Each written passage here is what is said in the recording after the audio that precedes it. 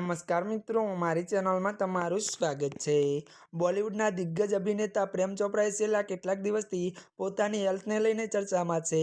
8 નવેમ્બરના રોજ તેમને મુંબઈની લીલાવતી હોસ્પિટલમાં દાખલ કરવામાં આવ્યા હતા। જો કે મિત્રો હવે તેમને હોસ્પિટલમાંથી રજા આપવામાં આવી છે। તે 90 વર્ષના છે અને તે હાર્ટ સંબંધી બીમારી સાથે ઝૂઝી રહ્યા હતા। આ જીવલેણ બીમારીની સર્જરી કરવામાં આવી હતી। હવે અભિનેતા અને પ્રેમ ચોપડા જમાઈ સરમ જોશીએ હેલ્થ સાથે જોડાયેલું એક અપડેટ આપ્યું છે।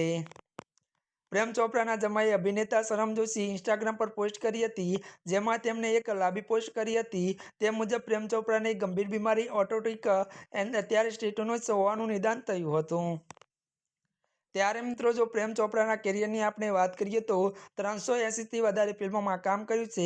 દિગ્ગજ અભિનેતાએ મોટાભાગે વિલનનો રોલ પ્લે કર્યો છે। અભિનેતા 1962માં ફિલ્મ વિધાતા દ્વારા ત્યારે એક્ટિંગની શરૂઆત કરી હતી।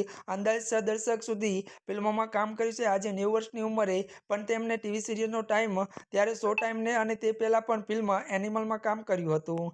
ત્યારે મિત્રો આજના માટે બસ આટલું જ। અમારી ચેનલમાં નવા હોય તો અમારી ચેનલને લાઇક, શેર અને સબસ્ક્રાઈબ કરી દેજો। ધન્યવાદ।